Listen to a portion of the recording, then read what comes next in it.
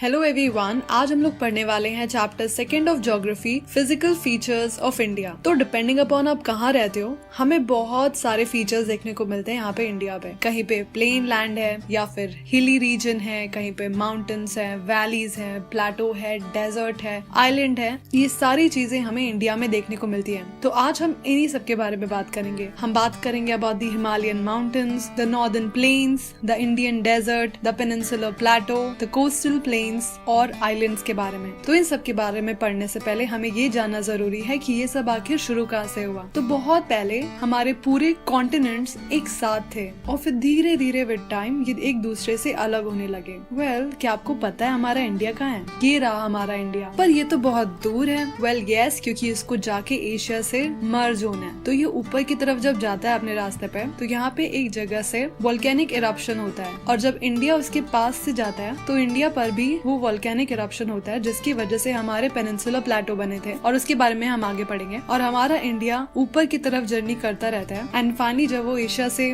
जाके टकराता है तब हमारे हिमालयन माउंटेन बन जाते हैं। तो चलो इन सब के बारे में पढ़ते हैं। The Himalayan mountain. Himalayas young and structurally fold mountains हैं। यंग क्योंकि कंपैरेटिवली अदर माउंटेन से हिमालयाज बड़े ही जल्दी फॉर्म हुए हैं, और स्ट्रक्चरली फोल्ड क्योंकि इनका जो फॉर्मेशन था टकराने की वजह से ये फोल्ड माउंटेन बने हैं। ये इंडिया के नॉर्दर्न बॉर्डर पे हैं। इनकी डायरेक्शन वेस्ट से ईस्ट तक है। वेस्ट की तरफ इनके इंडस रिवर है और ईस्ट की तरफ ब्रह्मपुत्र। ये पूरा डिस्टेंस जो कवर करते हैं वो है 2400 किलोमीटर, और इनकी जो विड्थ है वो अरुणाचल प्रदेश की तरफ कम है।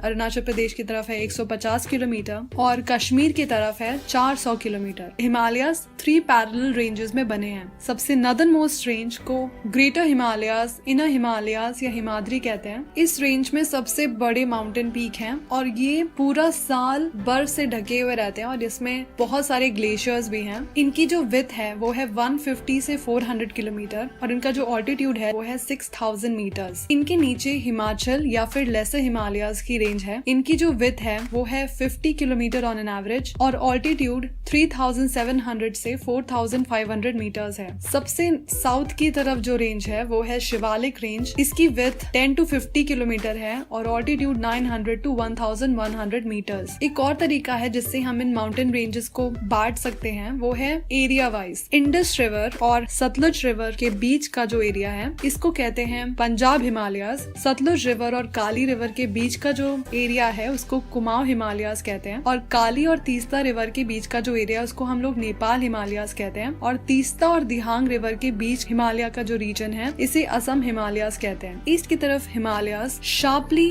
बेंड हो जाते हैं साउथ की तरफ और इंडिया की ईस्टर्न बाउंड्री बनाते हैं। इस तरफ के माउंटेन रेंजेस को पूर्वांचल कहते हैं, और पूर्वांचल में पटकाई हिल्स, नागा हिल्स और मीजो हिल्स आती हैं। The northern plain. Northern plain 3 river system की वजह से बना है। इंडस और उसकी ट्रिब्यूटरीज जैसे चेनाब, झेलम, रावी, सतलुज और ब्यास। दूसरी रिवर गंगा है और उसकी ट्रिब्यूटरीज। थर्ड रिवर है ब्रह्मपुत्र और उसकी ट्रिब्यूटरीज। इन तीनों रिवर की वजह से बना है हमारा northern plains. Northern plain 4 regions में डिवाइडेड है, भाबर, तेराई, भांगर और खादर। जब रिवर्स माउंटेन से प्लेन्स पे आती हैं तब वो माउंटेन्स के छोटे छोटे पीसेस कर देती हैं और वो डिपॉजिट कर देती हैं एक जगह। इस जगह को भाबर कहते हैं, और वहाँ पे बहुत सारे पेबल्स इकट्ठे हो जाते हैं, और इन पेबल्स की वजह से रिवर्स इनके अंदर ही अंदर बहती रहती है, और ये रिवर वापस से री इमर्ज होती है, और यहाँ पे ये एक वेट, स्वम्पी और माशी रीजन बना देती है जिसको तेराई कहते हैं। और जब रिवर प्लेन में बहती रहती है तो जब बारिश का मौसम होता है तब तो रिवर पूरा एरिया कैप्चर करके बहती रहती है, पर जब रिवर्स में पानी कम हो जाता है तो वो एक छोटी सी धार में बहने लगती है, और एक नया सॉइल डिपॉजिट हो जाता है उस एरिया में जहाँ पे रिवर अब नहीं बह रही है। तो वो जो सॉइल जो पहले से ही था उसको भांगर कहते हैं, और ये जो नया सॉइल जो रिवर के छोटा होने की वजह से बना है इसको खादर कहते हैं। तो आपको समझ आ रहा होगा कि भांगर ओल्ड एलुवियम है और जो खादर है वो हर साल नया बनता रहता है, और ये जो एरिया है इसको फ्लड प्लेन कहते हैं। नॉर्दर्न प्लेन का एरिया है 7 लाख स्क्वायर किलोमीटर। ये 2400 किलोमीटर लॉन्ग है और 240 से 320 kilometre broad. The peninsular plateau. तो जैसे मैंने आपको बताया था, जब इंडिया उस एरिया से आ रहा था जहाँ पे लावा फ्लो हो रहा था, इसकी वजह से इंडिया में भी लावा फ्लो होने लगा, और ये लावा ने लेयर्स बनाना शुरू कर दिया, और यही लेयर्स हमारी अभी पेनिनसुलर प्लेटो है। पेनिनसुलर प्लेटो 2 पार्ट्स में में डिवाइडेड है। नर्मदा के नॉर्थ की तरफ जो है उसको सेंट्रल हाईलैंड्स बोलते हैं और नर्मदा के साउथ की तरफ डेक्कन प्लेटो है। जो नर्मदा रिवर है ये विंध्या रेंज और सतपुरा रेंज के बीच में बहती है और यहाँ पे अरावली हिल्स भी है। सेंट्रल हाईलैंड्स की बात करें तो यहाँ पे चंबल और बेतवा रिवर फ्लो करती है। इन दोनों रिवर की डायरेक्शन साउथ वेस्ट से नॉर्थ ईस्ट की तरफ है, तो इनकी डायरेक्शन की वजह से हम ये पता लगा सकते हैं कि इस प्लेटो का स्लोप किधर तरफ है। और भी बहुत सारे इंपॉर्टेंट रीजन है सेंट्रल प्लेटो में, जैसे बघेलखंड, बुंदेलखंड, मालवा प्लेटो और यहाँ पे छोटा नागपुर प्लेटो भी है। अब बात करते हैं डेक्कन प्लेटो की। नर्मदा रिवर के साउथ की तरफ डेक्कन प्लेटो है। डेक्कन प्लेटो के नॉर्थ की तरफ सतपुरा रेंज है और ईस्ट की तरफ महादेव, मैकाल रेंज और कैमूर हिल्स। पेनिनसुलर प्लेटो की एक्सटेंशन नॉर्थ ईस्ट की तरफ भी है, वहाँ मेघालय प्लेटो है, नॉर्थ कच्चर हिल्स है और कार्बी आंगलोंग प्लेटो है। यहाँ पे 3 इंपॉर्टेंट रेंजेस हैं, Garo, Khasi and Jaintia hills. Deccan plateau की वेस्टर्न एज पे वेस्टर्न घाट्स हैं और ईस्टर्न एज पे Eastern Ghats. Western Ghats Eastern Ghat से थोड़ा ऊंचा है।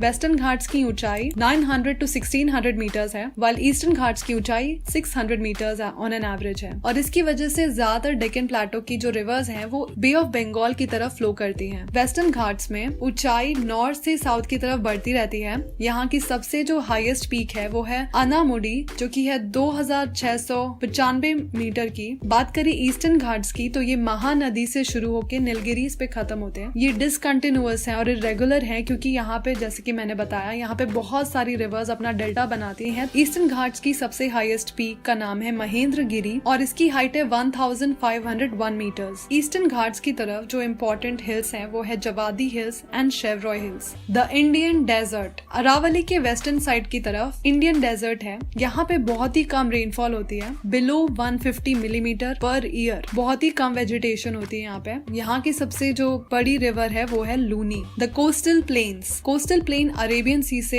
बे ऑफ बंगाल तक है। वेस्टर्न कोस्ट वेस्टर्न घाट्स और अरेबियन सी के बीच में है और ईस्टर्न कोस्ट ईस्टर्न घाट्स और बे ऑफ बंगाल के बीच में। इन दोनों कोस्ट में ईस्टर्न कोस्ट ज्यादा वाइड है क्योंकि ज्यादातर रिवर यहीं पे ड्रेन हो रही हैं। बात करें वेस्टर्न कोस्ट की तो इनको 3 पार्ट्स में डिवाइड करते हैं। पहला है कोंकण कोस्ट जो कि मुंबई से गोवा तक है, दूसरा है कन्नड़ प्लेन, तीसरा है मालाबार कोस्ट। ईस्टर्न कोस्ट को हम लोग 2 पार्ट्स में डिवाइड करते हैं। नॉर्थ की तरफ है नॉर्दर्न सरकार एंड साउथ की तरफ है Coromandel coast. The islands, India में 2 ग्रुप ऑफ आइलैंड है। एक जो अरेबियन सी की तरफ है वो है लक्षद्वीप आइलैंड और जो बे ऑफ बंगाल की तरफ है यानी कि ईस्ट की तरफ है वो है अंडमान एंड निकोबार आइलैंड। पहले बात करते हैं हम लोग लक्षद्वीप आइलैंड की। ये कोरल आइलैंड है। पहले ये मिनिकॉय, लक्षद्वीप और अमिन द्वीप के नाम से जाना जाता था, पर 1973 में इन पूरे आइलैंड्स का नाम हमने लक्षद्वीप कर दिया। लक्षद्वीप की कैपिटल कावारत्ती है। Now coming to Andaman and Nicobar island, north की तरफ अंडमान आइलैंड्स हैं और साउथ की तरफ Nicobar islands. Andaman and Nicobar island में इंडिया की एक लौती जगह है जहाँ पे अभी भी एक एक्टिव वॉल्केनो है।